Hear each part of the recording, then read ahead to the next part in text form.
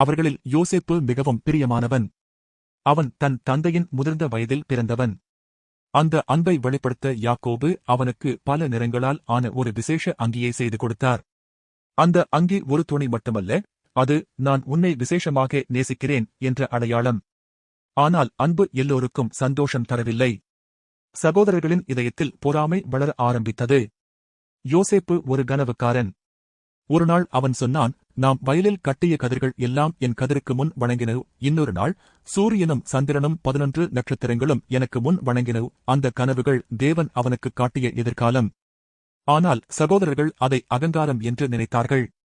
அவர்கள் அவனை வெறுக்க ஆரம்பித்தார்கள். ஒருநாள் யாக்கோபு, உன் சகோதரர்கள் எப்படி இருக்கிறார்கள் என்று பார்த்து வா என்று அனுப்பினார்.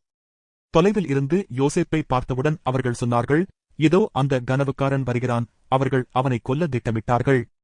இறுதியில் அவனை ஒரு காலியான குழியில் தள்ளி பின்னர் வணிகர்களிடம் விற்றார்கள். 20 வெள்ளிக்காசுகளுக்கு ஒரு சகோதரனை விற்றார்கள். அந்த நாள் யோசேப்பின் வாழ்க்கையில் எல்லாம் முடிந்தது போல தோன்றியது. அவன் எகிப்துக்கு அடிமையாக கொண்டு செல்லப்பட்டான். அங்கே போத்திஃபர் என்ற அதிகாரியின் வீட்டில் வேலை செய்ய ஆரம்பித்தான். அடிமை வாழ்க்கை. மொழி வேறு, கலாசாரம் வேறு, குடும்பம் இல்லை, ஆதரவு இல்லை. ஆனால் ஒரு விஷயம் இருந்தது, தேவன் அவனுடன் இருந்தார்.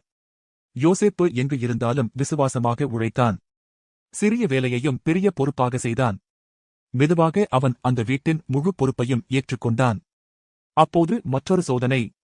பொத்திபாரின் மனைவி அவனை தவறான பாதைக்கு இழுக்க முயன்றாள்.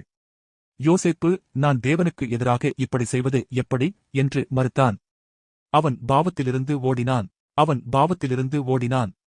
ஆனால் ஓடியதற்கான பரிசு சிறை. பொய்யான குற்றச்சாட்டால் அவன் இரும்புக் கதவுகளுக்குள் அடைக்கப்பட்டான். நாம் நினைப்போம், நியாயமானவன் ஏன் துன்பப்பட வேண்டும்? யோசேப்பின் வாழ்க்கை அந்த கேள்விக்கு அமைதியான பதில். சிறை அவன் வாழ்க்கையின் முடிவு இல்லை, அது தேவன் உருவாக்கும் இடம். சிறையிலும் தேவன் அவனுக்கு கிருபை தந்தார்.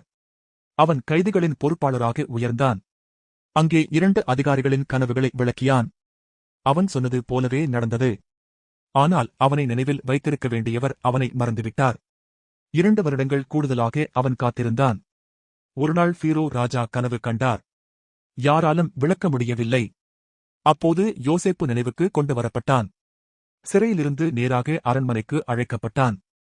அவன் ராஜாவின் முன் நின்றபோது சொன்னது என்ன தெரியுமா? விளக்கம் நான் அல்ல, தேவன் தருவார். அதுதான் யோசேப்பின் இரகசியம். புகழை அவன் தன்னிடம் வைத்துக் கொள்ளவில்லை. அவன் கனவை விளக்கியான். 7 வளமான ஆண்டுகள், பின்னர் 7 பட்டினி ஆண்டுகள். ராஜா ஆச்சரியப்பட்டார். தேவனுடைய ஆவி உள்ள மனிதன் இதைவிட